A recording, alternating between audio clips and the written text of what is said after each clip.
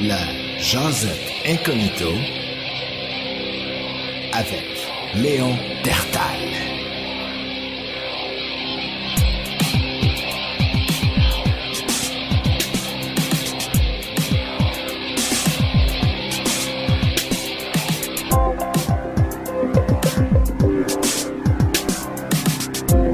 Bon, la bouffe est partie. Moi, de la bouffe... tout d'abord, bonjour tout le monde. Et, je voudrais saluer mes 3 auditeurs. Très important. Et moi, j'ai pas de micro-ondes chez nous.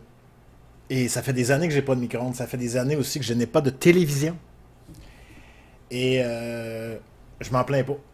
Je m'en plains pas. Vraiment pas. Ça me manque pas. Puis toutes mes lunchs, je les fais réchauffer au four. Ce qui veut dire que ça prend le temps d'un podcast. Fait que quand le podcast va être fini, ça veut dire que ma bouffe va être prête. Fait que quand ça va commencer à sentir un peu bon, ça veut dire que le podcast arrive à sa fin. Pour la télévision, ça fait longtemps que j'en ai pas de télévision. Ça fait un bon 15 ans facile. Là, il y en a qui vont me dire « Ouais, mais t'as un ordinateur, oui. » Puis c'est vrai que j'écoute des vidéos YouTube, etc. Ça va m'arriver parfois d'écouter une série, mais vraiment pas beaucoup. Ça va être à raison de peut-être 2-3 épisodes par semaine. Puis à un moment donné, je passe une semaine ou deux sans en écouter. Puis là, ça va arriver souvent, je vais commencer une série, puis je vais l'arrêter, puis je ne réécouterai plus jamais. Parce que souvent, les séries, c'est genre 9 saisons. Écoute, j'ai pas 90 heures à donner de ma vie à ça. Je préfère faire mon podcast, jouer du piano. Mes respects à tous ceux qui écoutent des séries. J'ai un ami qui m'en a proposé une récemment que je déteste pas, qui s'appelle Suits, Suits, qui est une série où est-ce que c'est une firme d'avocats. Meghan Markle, qui est la femme du prince, comment il s'appelle? Harris? Prince Harris. C'est ma mère qui m'a rappelé comment il s'appelait récemment. Qui joue dedans. Et c'est pas mauvais comme série. Faut dire que j'ai pas grand comparaison parce que j'écoute rien depuis très très longtemps. Il y a beaucoup de pétage de brou, mais d'un autre côté, c'est des avocats. Donc, je vois pas comment ça aurait pu être autrement. Des bons acteurs, des moins bons. C'est un bon divertissement. Je suis rendu à la saison 2, moitié. Et pour quelqu'un qui avait rien écouté depuis longtemps, mon ami qui me connaît bien avait raison. C'est une série qui m'a proposé que je déteste pas. Donc, je l'écoute. Je sais pas quand je vais me rendre à la fin parce que c'est long. Je sais pas ça fait combien de temps que j'ai commencé la saison 2. Mais c'est long, c'est long. Je peux passer des jours sans écouter une émission. Voilà. Donc, mais c'était juste pour faire. Je suis parti avec le poil avant de dire j'ai pas de micro-ondes, ça a fini sur la TV. Ça c'est bien.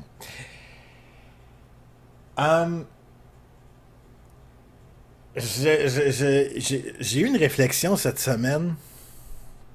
Je me pose la question, puis ça c'est vraiment, on change de sujet. Je sais pas pourquoi que ce genre de réflexion-là me passe dans la tête pour aucune maudite raison. Mais je me suis demandé, je me suis dit, hey, au Québec, là, ça a un petit peu rapport avec le fait que j'ai plus de télévision. C'est que je trouve que on est dans la bien-pensance au Québec, puis le TVA, le Radio-Canada, les gens, ils ont tous l'air gentils, ils ont tous l'air des gens qui font jamais de mauvais coups.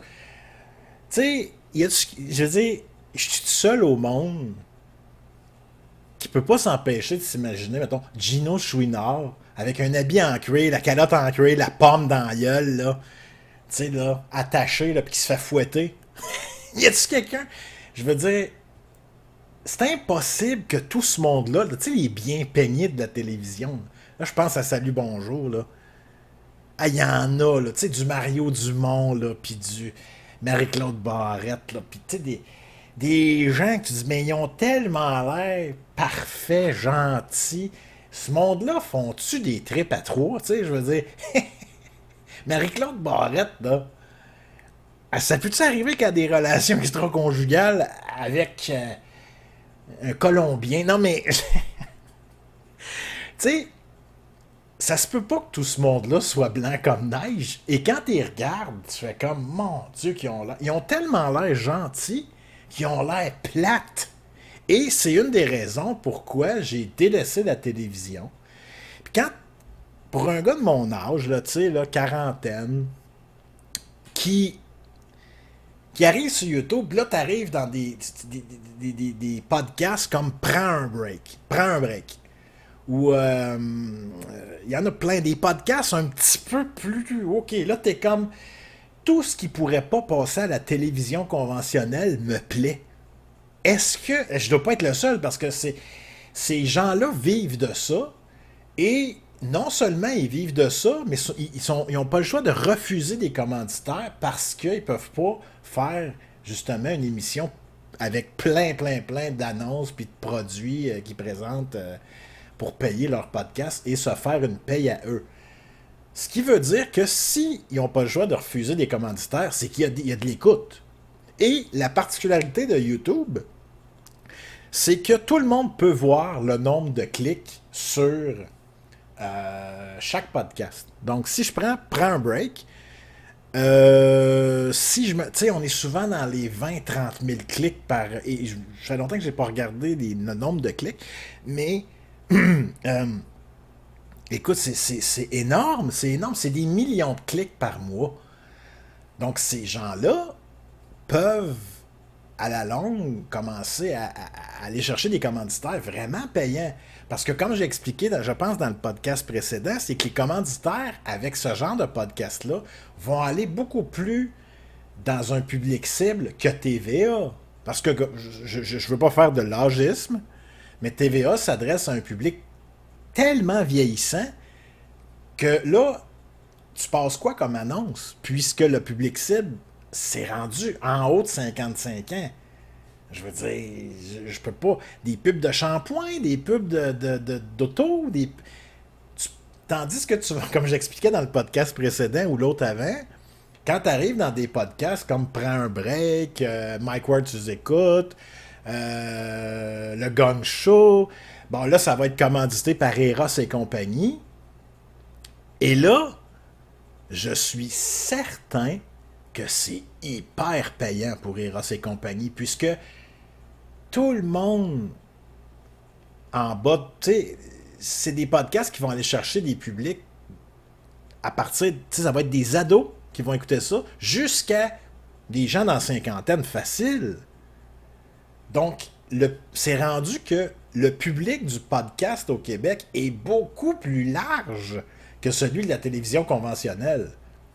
Additionné au fait que je pense que la pandémie, ces gens-là, les gens là, qui ont craché sur tout le monde qui se questionnait, ça les a pas aidés non plus. Moi, ils m'ont perdu. Ils m'ont perdu. Et ils m'ont non seulement perdu, je suis fru contre ces gens-là.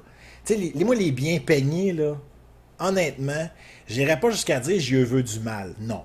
Non, c'est pas des personnes en qui je pourrais pas souhaiter du mal à ces gens-là. Par contre, très honnêtement, moi, que ces gens-là perdent leur job parce que plus personne n'écoute, ça me dérange pas. Et honnêtement, je suis comme, ah ouais, t'es Chris, t'es calice. Moi, là, les bien peignés, là, regarde, j'aimerais ça, tu sais, avoir un super pouvoir pour aller fouiller dans le jardin secret de ces gens-là. C'est pour ça que, dans ma tête, j'adore, comme je disais, m'imaginer Gino Chouinard avec son habit en cuir, sa petite calotte de gay, les fesses à l'air dans un bar, là, tu sais. Le G-string, c'était ah ouais, fais-toi aller, Gino. Viens-t'en, on va aller se fouetter un peu. C'est sûr que, tu sais, on se rappelle quand Joël Legendre s'était fait prendre dans un parc à se masturber. Oh mon Dieu, mais qui est vraiment outré de ça? Puis qu'est-ce que les médias ont fait? Qu'est-ce que les médias ont fait à cette époque-là? Hein? Ah mon Dieu, il y a des enfants qui se tiennent dans ce parc-là, puis là, ils ont tout de suite tout fait pour détruire le gars. pour finalement se rendre compte que Joël Legendre, il était là à genre 11h le soir où est-ce que plein de gays se rassemblent. Ils se masturbent ensemble. Hein? Ils appellent ça quoi, des chaînes de masturbation ou je sais pas trop quoi. Et là, à un moment donné, ils voient un gars habillé en police arriver, puis ça l'a excité. Oh, ça l'a excité, hein? L'habit policier. Mais c'était pas un gay déguisé, c'était une vraie police, mon pauvre gars. Mais personnellement, moi, ça m'a pas outré du tout. Ça m'a pas outré. Je ne suis pas outré. Si je rencontrais ce gars-là dans la rue, j'aurais pas le goût d'y cracher dessus parce que le gars s'est masturbé dans un parc à gays. OK? Ouais, mais il y a des enfants. Il y a des enfants le jour. Alright? Tant qu'à ça, on pourrait parler de Salvaille. Oh mon Dieu! Oh mon Dieu! Hey, un petit cure-dent. Salvaille, c'est le gars le plus mince. C'est le gars le plus... Un cure-dent. Un cure-dent, OK? On parle pas ici, là, de... Je sais pas qui je pourrais nommer, mettons. Antoine Bertrand, là. Le gars d'un bougon, là. Ou le gars qui... Il est gros et grand. Lui, là, s'il intimide du monde, il a juste à s'asseoir dessus, puis la personne va rentrer dans la terre. Mais Salvaille qui a été cancellé parce que le gars intimidait ou forçait des gars, ou je sais pas quoi. La seule vraie accusation qu'il y a eu, en fait, que je me rappelle, ça se passe, je pense, en 93. Il a forcé un gars, je sais pas quoi, à avoir des relations. Mais oui, mais là, c'est Salvaille. Puis en plus, t'as un gars, l'autre. Votant. Il y a de quoi de pas clair, hein? Il y a de quoi de pas clair là-dedans. Puis là, Salvaire qui sortait sa queue pour la mettre sur l'épaule du monde, puis là, il arrêtait pas de se flasher. Comment ça se fait que ce gars-là a jamais mangé une tape? Moi, je veux dire, moi, je suis pas un gars violent. Moi, je suis pas un gars violent. Honnêtement, vous me tirerez des roches si vous voulez, vous savez pas je suis qui. Mais je travaille, exemple, je sais pas moi, à TVA, et j'ai un Éric Salvaille qui se met la queue sur mon épaule.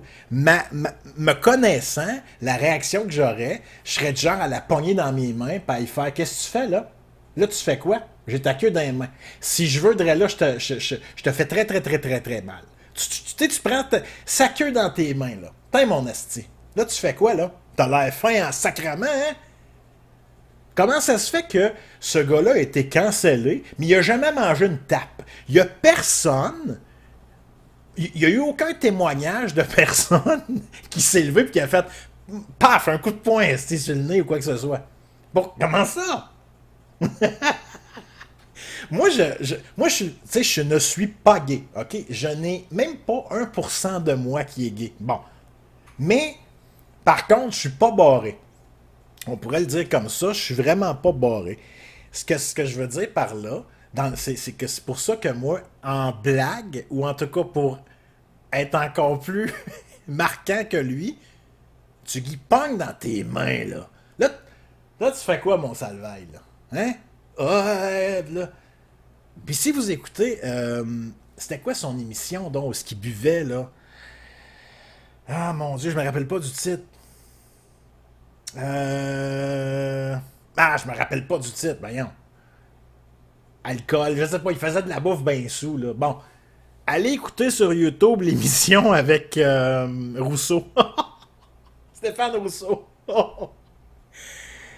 C'est d'une beauté à quel point Rousseau, il intimide tout le long de l'émission Salvaille.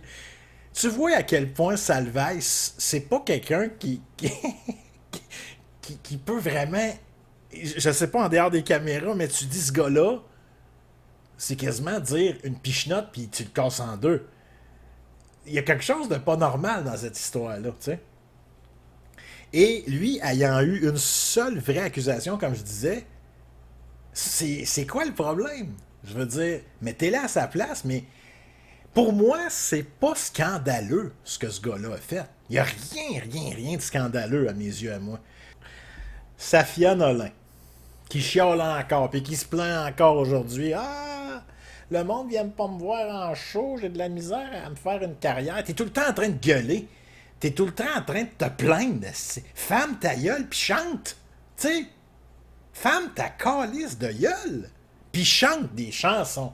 C'est une fille qui est talentueuse. Je peux pas y enlever son talent. J'ai dit une grosse. Je m'en fous qu'elle soit laide ou qu'elle soit belle ou quoi que ce soit. Rien à foutre. Ça me dérange pas. Mais si à chaque fois que je te vois à TV, c'est pour t'entendre chialer contre tes détracteurs, puis que tu te victimises, puis que tu mets la faute sur eux du fait que ta carrière est boiteuse, pose-toi des questions sur ta carrière. Il y a peut-être quelque chose à tuner aussi. Si en entrevue, tu dégages du positif, puis tu es attachante, ça se pourrait que tu ailles chercher des nouveaux fans en passant, des nouvelles personnes qui vont apprécier ton art. Mais moi, juste voir cette personne-là se victimiser, j'ai même pas le goût d'aller écouter tes chansons. OK? Que tu aies du talent ou pas. Parce que moi, personnellement, pour que je m'intéresse à un artiste, peu importe le talent. On va parler de Kurt Cobain. Kurt Cobain, c'est on pourrait... Bon, là, je pourrais me faire critiquer pour dire ça. C'est un homme que j'ai adoré, OK? Je connais Nirvana sur la pointe de mes doigts. Je connais toutes les chansons de Nirvana. Je connais toutes les chansons de Nirvana qui n'ont même pas été sur des albums. Et le gars se trompait tout le temps d'accords. Sa guitare était toujours désaccordée en live. Il chantait, il avait la gorge finie, il avait pas une grande voix. Mais moi, je me suis attaché à l'homme. Et ensuite, ça m'a vraiment mené vers l'amour de sa musique.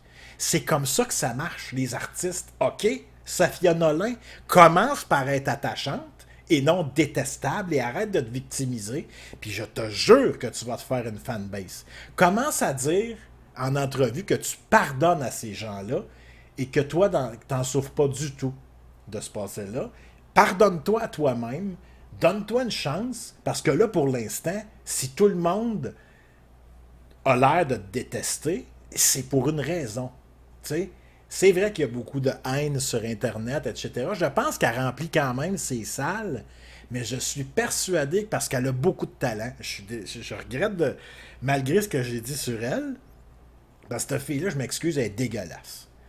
Elle est dégueulasse. Je veux dire, tu sais, pendant que tu fais l'amour à une fille, faut pas penser à sa face et à son corps. Tu vas te débander. Là. C'est clair, c'est une question d'une demi-seconde. Je préférerais penser à ce prix je sais pas moi, à Janine Suto morte qu'à elle, si j'aurais moins de chances de débander, barnac. Ça va être le podcast le plus trash de tous mes épisodes, mais bordel, je le pense. Safia Nolin aurait avantage à se trouver une stratégie pour devenir attachante. Je m'en fous que tu t'habilles avec des gilets, des t-shirts de Jerry Boulet, je m'en fous que tu fasses des clips tout nus dedans. Pas de problème, j'ai aucun problème, c'est de la libre expression. Par contre, c'est aussi de la libre expression d'aller te victimiser dans les podcasts, mais après ça, c'est à toi d'en subir les conséquences. OK? Donc, quand tu écoutes, exemple, une entrevue avec... qui je pourrais bien nommer? Peut-être Marie-Mé, ou je ne sais pas. Marie-Mé, c'est une personne qui... Elle se fait critiquer pour ses robes sexy, pour ses clips sexy, pour ses mises en scène sexy sur la scène, etc.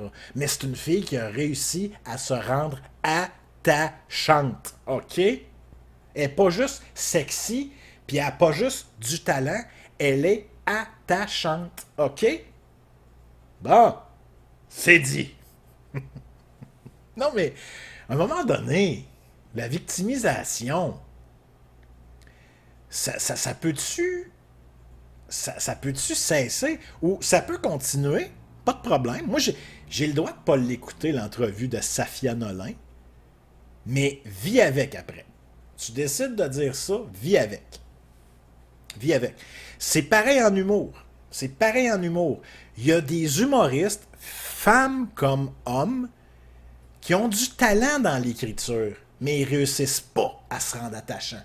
Si t'es pas attachante, t'as beau avoir le talent d'écriture que tu veux et d'apprendre ton texte par cœur, si t'es pas attachant, il y a beaucoup moins de monde qui vont acheter des billets pour aller te voir. Je pense à Sylvain Larocque. Un gars très peu attachant, et c'est un gars qu'on voit plus. À cette heure, il écrit pour les autres. Parce que le gars, Il est pas attachant. Un Dominique Paquette, lui, est attachant. Et je l'adore d'ailleurs. Et quand tu écoutes ces textes-là, on va remarquer une affaire avec ce gars-là. C'est pas de la grande écriture tant que ça, mais c'est ses expressions faciales. C'est les voix qu'il prend. C'est aussi dans l'écriture, mais on s'attache. En entrevue, il est gentil, il est cool. Il n'y a pas de victimisation là-dedans. J'aime son humour. Je ne l'ai jamais vu en spectacle, mais j'irai le voir. J'irai le voir. Donc, c'est pareil, c'est ça. Dans la musique, même chose. Quand on prend un artiste comme Marilyn Manson, il y en a qui vont dire, il sait pas chanter ce gars-là. Oui, mais il sait pas chanter ce gars-là. Mais il s'est rendu attachant à sa façon.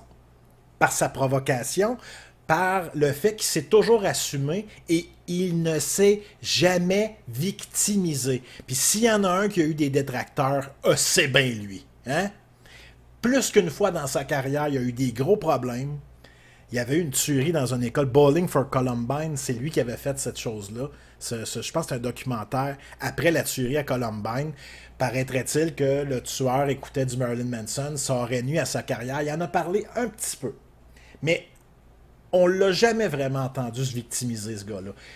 Il s'est fait tirer des roches de tous les côtés, mais il a toujours assumé le fait qu'il était provoquant, mais il était, et il l'est encore, attachant. Axl Rose, en show, c'était pas toujours drette, là. Puis ça l'est pas encore aujourd'hui. T'as une voix de cigarette, t'as une voix rauque de cigarette, de drogue, etc. Mais il s'est rendu attachant rapidement. Donc, message aux artistes, s'il y en a un, si l'algorithme arrive jusqu'à un artiste et que vous écoutez ça, ben vous l'avez le truc, rendez-vous attachant. C'est tout. Il n'y a pas d'autre truc pour, à mon avis, pour avoir du succès. Une personne détestable aura beau être remplie de talent, va passer ton talent ailleurs, t'as rien d'un artiste. Un artiste, sa qualité numéro un, surtout dans la prestation, ça va être d'être attachant. Pour un écrivain, ça va être autre chose parce qu'on lit le livre, on ne voit pas nécessairement l'humain toujours derrière. J'ai parlé dans des podcasts précédents de Pat Sénécal. Il est attachant, mais on dirait que là, c'est une autre game dans le sens où c'est des livres qu'on lit, on ne voit pas l'humain en prestation en tant que tel. Donc, c'est pareil dans la peinture, ça peut être pareil, je sais pas moi, dans la broderie, peut-être, je sais pas, des gens qui fabriquent des automobiles de collection, peu importe. Ton talent, tu peux le mettre ailleurs si tu n'es pas capable de te rendre attachant. Il y en a plein d'autres domaines où ton talent va être payant, tu sais. Tu peux être PDG d'une entreprise, tu peux être, je sais pas moi, peu importe. Reste que, pour moi, c'est le truc numéro un pour qu'un artiste se mette sur la map. Fait que Safia Nolin, là, commence par arrêter de chialer, mets ça sur le piton positif, puis let's go, chante des chansons. Alright? Moi, là, asti. Non. Puis Gino Chouinard, là, il est attachant, mais lui, c'est une autre affaire. Lui, c'est comme... il a anguille sous roche. Gino Chouinard, il a anguille sous roche. Je m'excuse, gentil comme ça. Il a peut-être pas anguille sous roche. C'est peut-être juste un gars très standard, père de famille, la blonde, la maison. Le dimanche, on fait du jardinage. Ça se peut. Très possible. D'ailleurs, il y a des gens très, très, très standards qui sont provoquants sur la scène, mais que dans leur vie personnelle sont très standards. Parfait. Parfait.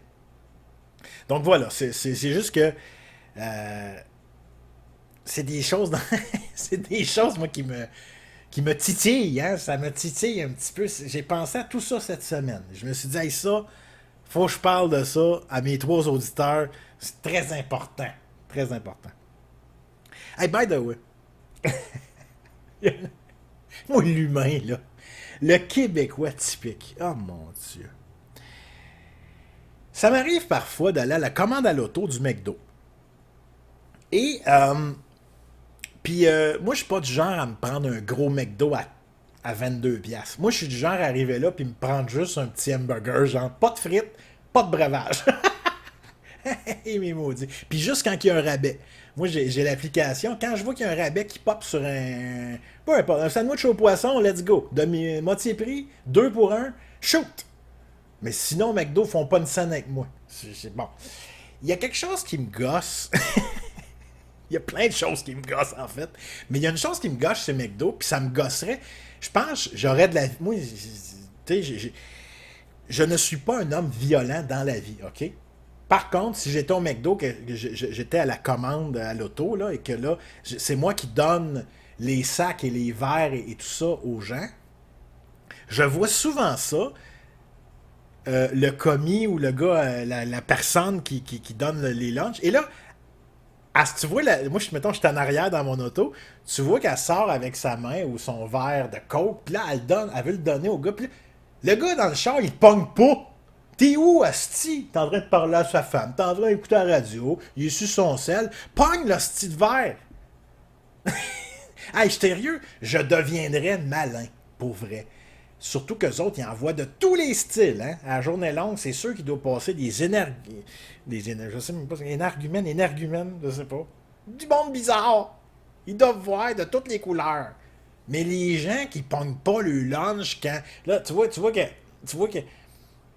hey, ils shake le sac en voulant dire, hey, c'est parce que moi, si je fais ça à la journée longue, là, ils vont me pogner une tendinite. Moi, si tu pognes ton lunch, ça me gosse, puis ça me gosserait si j'étais à l'emploi de McDonald's. Fait que je suis pas sûr que je resterais là longtemps, parce que je finirais par gorocher le lunch dans le char, tu sais. D'ailleurs, je vais confier un petit quelque chose. Je vais confier un petit quelque chose qui est totalement vrai, que j'ai pas beaucoup parlé dans mon entourage, parce que j'en suis pas très fier, mais j'ai le goût d'en parler. Des fois, dans le monde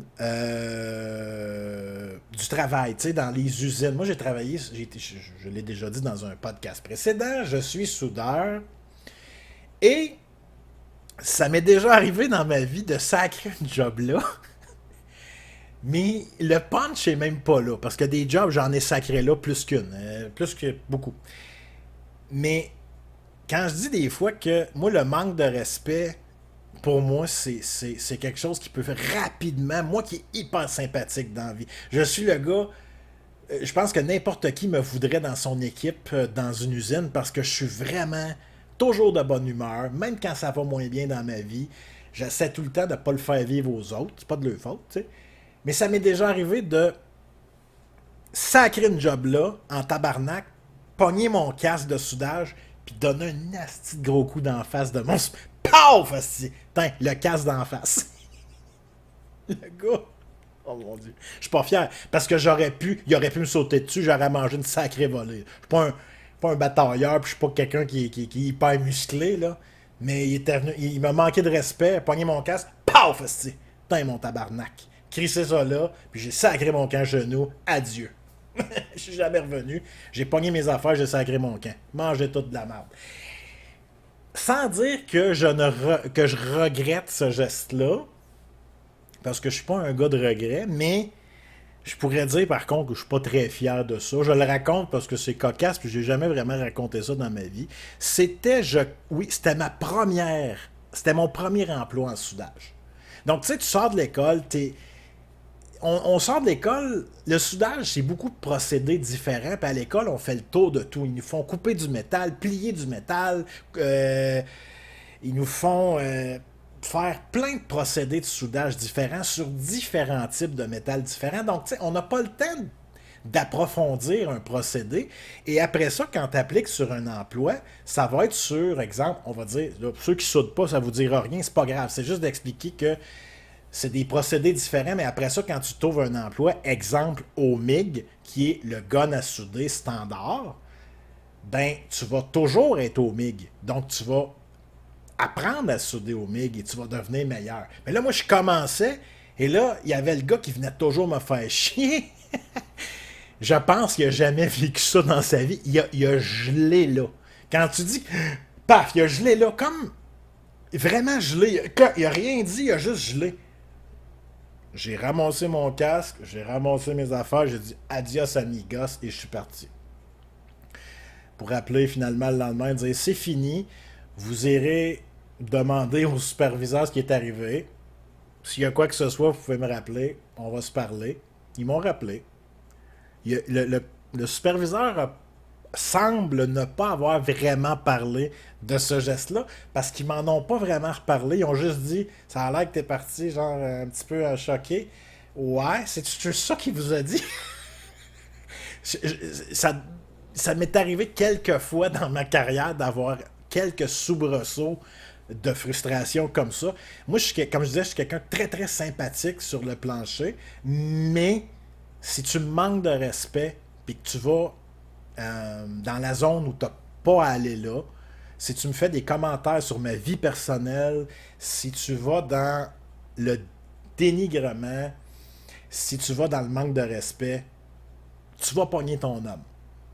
Puis au risque que je mange une volée, parfois, je peux rapidement remettre quelqu'un à sa place. Et souvent, dans mon cas, ce qui est particulier, c'est que tu as des gens qui sont toujours bêtes. Hein? Tu as des gens, tu sais jamais trop comment les prendre. Moi, ils savent que tous les jours, je vais être de bonne humeur. Donc, et là, t'en pognes un qui est bête avec toi. Ou pas juste bête, parce que j'ai la coin dure. Avant de me faire grimper d'un rideau, une personne qui me parle bête, il n'y a aucun problème. Une personne...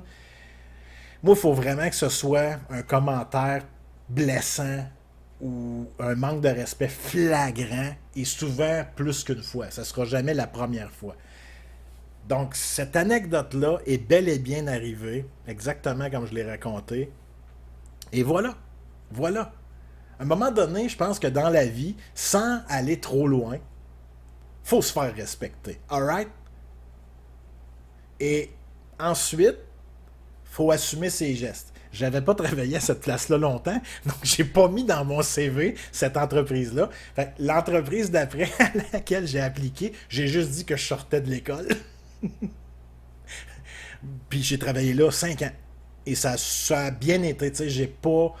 En 5 ans, il est arrivé des choses, oui, parce que, bon, m'exprimer, c'est une chose, être clair, mais sans sacrer, après mon superviseur, exemple, sans sacrer, sans monter le ton, sans insulter, je suis capable d'être très clair quand quelque chose ne fait pas mon affaire, mais c'est pas une attaque physique, c'est pas, même pas une attaque verbale, je suis pas ce gars-là.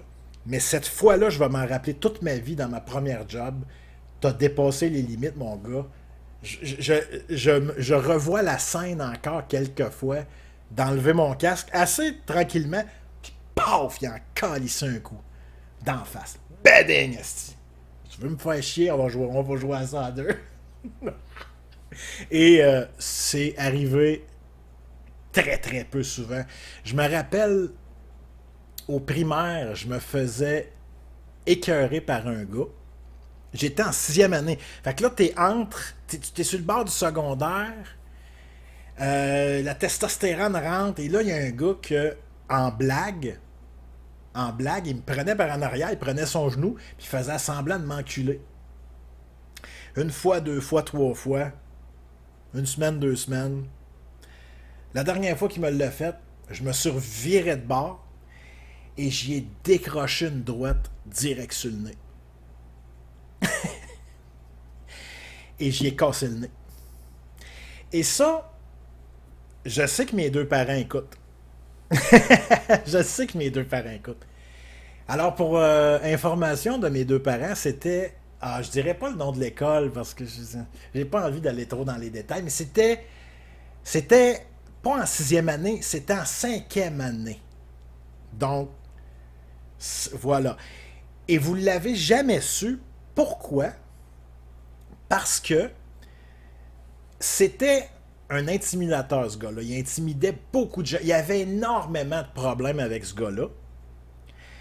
Et moi, quand c'est arrivé, après avoir sacré ma droite sur le nez et avoir cassé le nez, il y avait du sang là, jusque dans la gueule, il crachait du sang. Là. C'était malade. Là. Même moi, j'étais mal. On dirait que tu le fais puis tu regrettes. Hein? T'es comme, hey, c'est pas moi ça. J'ai pas cette violence-là, mais à un moment donné, mon gars, tu sais, ça va être avec moi que ça va finir tout ça. Là. Et j'avais été voir directement la directrice. J'avais dit, écoutez, il est arrivé un incident. J'étais arrivé à la directrice avant le gars en tant que tel. Je viens de casser le nez à un gars. Ben, en tout cas, je ne sais pas si j'y ai cassé, mais il saigne, il crache du sang. Le gars, ça fait quelques semaines qu'il m'intimide. J'ai expliqué exactement qu'est-ce qu'il faisait pour m'intimider. J'ai fait ça. Si vous voulez avertir mes parents, vous pouvez. Mais j'aime autant vous dire tout de suite que je me ferai pas chicaner. Mes parents, c'est sûr, ils vont être de mon bord. J'aime autant vous dire ça. Je ne suis pas un intimidateur et il était temps que ce gars-là pogne, se fasse remettre à sa place. C'est moi qui l'ai fait. Ils n'ont jamais appelé mes parents. Mes parents, je me rappelle avoir raconté grosso modo, mais en détail comme ça, je l'ai toujours gardé comme un petit... Pour moi. Et c'est aujourd'hui, à l'âge que j'ai, que ça sort. Et j'ai très hâte que mes parents écoutent ce podcast-là, puis qu'ils fassent... Il a fait ça à son premier emploi de soudage, puis il a fait ça au primaire, on savait pas. Non. Ben non. Je l'avais jamais raconté. Parce que, à l'époque, d'ailleurs, les deux événements, j'étais pas très fier de ça. J'étais pas très fier de ça. Tu sais, par contre, c'est bizarre parce que je ne l'ai pas raconté, pas parce que j'avais peur de me faire chicaner. Comme je disais, je suis persuadé que mes parents m'auraient fait un high five, là, quasiment en voulant dire Yes, sir, mon gars, yes! C'est ça, yes! Faut que tu te défendes dans la vie. Faut que tu prennes. Ben, c'est ça. Je l'avais fait, mais c'est que dans les deux cas, c'est quelque chose qui était pas prémédité. Dans le sens que j'ai explosé et une seconde après, c'était fini. J'ai pas. Tu sais, les deux fois, là, j'aurais pu continuer, là, sauter sur le gars, puis le crisser à la tête, donner des coups de pied dans le ventre. Non. Non. C'est une mini-explosion d'un gars qui en a assez, les deux fois. Et ça s'est passé comme ça. C'est des choses qui m'ont marqué. Et j'ai jamais vraiment. Je sais pas si on l'entend, ça, c'est une zézette dans la rue. Bon. Ok, passé. Les jeunes avec le zézette. Hic! Hey! Pour ça, moi, les jeunes avec le zézette, je lui donnerais un coup de casse à souder dans la face. Non, c'est pas vrai. Il me dérange pas du tout. Mais voilà. Donc, c'était la confidence du jour. Les deux confidences du jour. Faites-vous respecter, gang. Puis moi, sans dire que je suis pour la violence physique, ben dans le fond, je vais le dire, oui. La personne qui est gentille, puis qui est pas violente du tout, puis qu'à un moment donné, il en a assez, puis remet quelqu'un à sa place, vous pouvez utiliser la violence, right? OK? Le jeune de 13 là, qui se fait intimider par le grand Jack, souvent c'est des deux de QI, là. Hein? Les intimidateurs, c'est rarement des gens très intelligents, là. On peut tout se le dire. C'est des gens qui ralentissent toujours le groupe, ça, là. Tu sais, c'est des gens qui réussissent pas à aller chercher du confort ailleurs ou de la reconnaissance ailleurs. Donc, ils vont intimider, ils vont aller chercher une supériorité là-dedans, et souvent, ça dure toute une vie. Les intimidateurs, je pense que rares sont ceux qui arrêtent d'être intimidateurs à un moment donné. C'est un pattern qui pour la plupart, d'après moi, les suit toute leur vie. C'est des coquerelles, ces gens-là. Je n'ai aucun respect pour tout intimidateur de ce monde, et je suis pour la violence envers ces gens-là. OK? Les jeunes, défendez-vous. Et je ne regrette pas d'avoir pété le nez à cet hostie de mange-marde-là quand j'étais jeune. Par contre, le coup de casse d'en face du superviseur, reculer, je ferais juste m'en aller tout court. Ça, je le regrette un peu parce que, bon, mais ça reste quand même que probablement que ce gars-là est intimidateur au secondaire. Tu sais, l'intimidateur forever. Puis la compagnie, les astis de compagnie de marde, des fois, qu'est-ce qu'ils font? Ils les spotent, ces gars-là. Ils les spotent, ce monde-là, puis ils les mettent superviseur en se disant lui, là, il va te les torquer. Ouais? Parfait. Viens-t'en. Amène-moi les. Bon. Regarde. Donc, je peux pas croire. Je le poste-tu, celui-là? Je le mets-tu en ligne ou je recommence sur mon podcast? Non! Je le poste. OK? Puis ceux qui sont pas d'accord avec moi, j'ai pas de problème avec ça. Par contre, j'assume toutes les fois où j'ai eu des élans de violence dans ma vie. Des fois, plus souvent qu'autrement, ça a été verbal. Oh, il y en a une autre, faut que je le compte. Ah oui, ça vient, ça me sortait. Ça m'a sorti de la tête, mais il y en a une troisième. La place où j'ai travaillé 5 ans. Ça n'a pas rapport, mais je vais le préciser pareil, puis je termine avec ça. À cette entreprise-là, les soudeurs, c'est partout, là, ils ont de la misère à en trouver. Donc, ce qu'ils font, ils vont importer des Français qui ont déjà de l'expérience en soudage et ils leur font signer des contrats de 3 ans et ils leur payent leur citoyenneté. Donc, c'est super simple pour ces gens-là de venir chercher leur citoyenneté canadienne, mais ils doivent travailler 3 ans à la même entreprise. Ça n'a pas rapport dans l'histoire, mais je le dis pareil. Et généralement parlant, dans cette entreprise-là, je m'entendais vraiment bien avec les Français. La plupart, même la grande majorité, et même le Français avec qui j'ai eu une altercation, je m'entendais bien avec avant l'altercation et après l'altercation, drôlement parlant. Ce qui est arrivé, je l'ai-tu déjà raconté? Peut-être. Je le redis encore, ça a rapport. Je travaillais à mon poste de soudage et en avant de moi, c'est là que les camions reculaient et, avec le pont roulant, ils mettaient les jobs sur le camion qui, après ça, était shippé aux États-Unis. Parfait. Mais l'hiver, qu'est-ce qui arrive quand ils reculent le camion? Il y a de la neige sur le trailer. Ils appellent ça un flatbed. C'est un trailer plat que ils mettent les beams de métal par-dessus et ils strappent ça. Bon. Donc moi, les toilettes sont l'autre côté du camion. J'ai envie. Je pars pour aller aux toilettes. Par hasard, le Français est en arrière de moi. Et encore là, ça s'est passé super rapidement. Lui, il voulait me faire une blague. Il a pris de la neige sur le camion, de la belle neige collante. Il a fait une belle grosse motte de neige. Il me l'a crissé en arrière de la tête. Et s'est revolé dans mes lunettes de protection. Donc, quel hasard. Si je l'avais mangé dans le dos ou en arrière de la tête, je me serais juste reviré. Hey man, refais plus jamais ça. Parce que moi, j'aime pas me faire pogner par en arrière, même en blague. Ça me...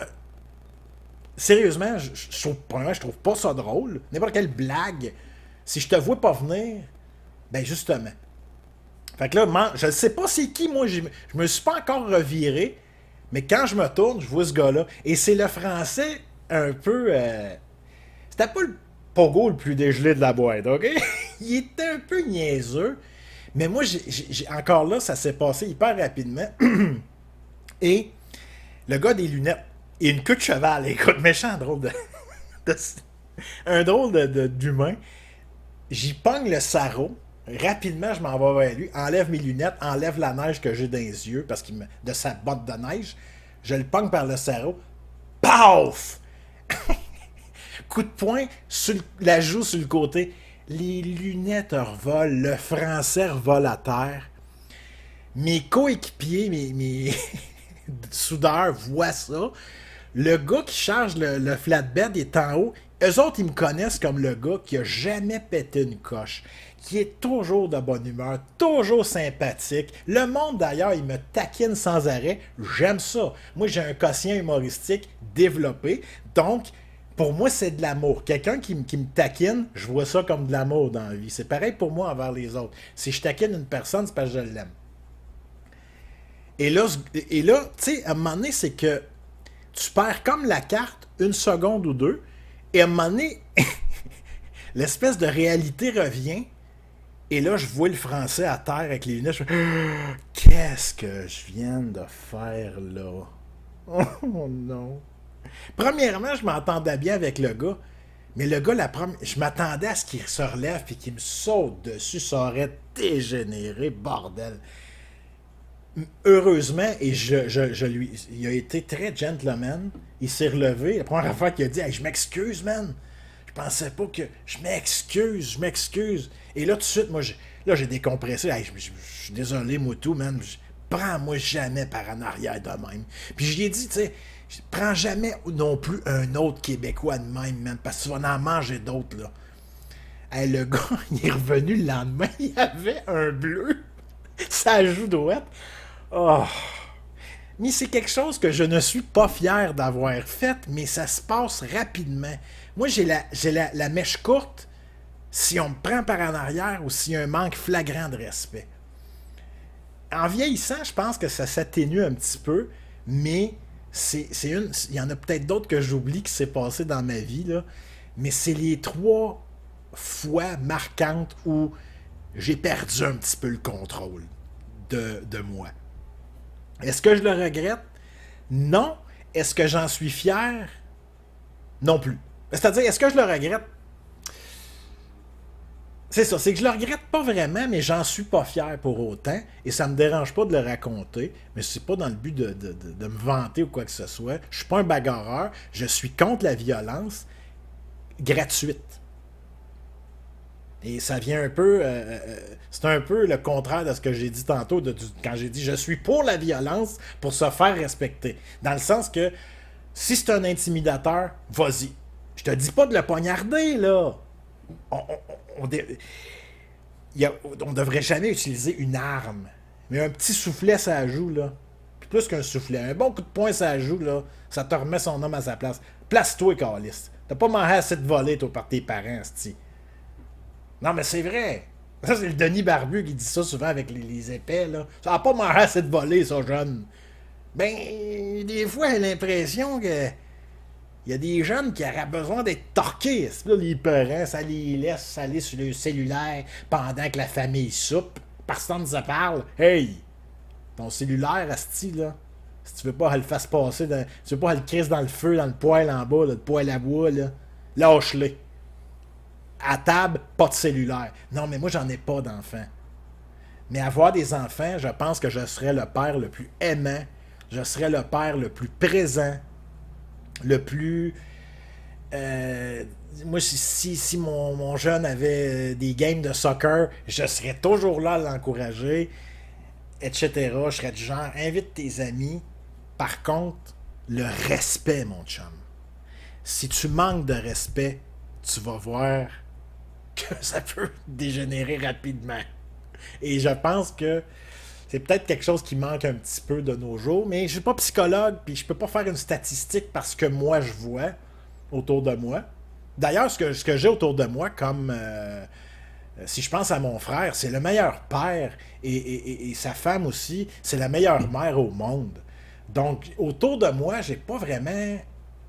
Proche de moi, j'ai pas vraiment d'exemple de parents nuls, mais parce que pourrais-tu que ça fasse partie de notre société un peu? Et que parfois, il n'y ait pas assez de tu sais, des jeunes qui se font juste remettre à leur place. Pas de violence, pas non plus les scraper leur jeunesse, puis d'être le père toujours trop sévère. C'est pas ça que je dis. C'est pas ça que je dis. C'est important, je pense, de torquer. Donc voilà, c'était...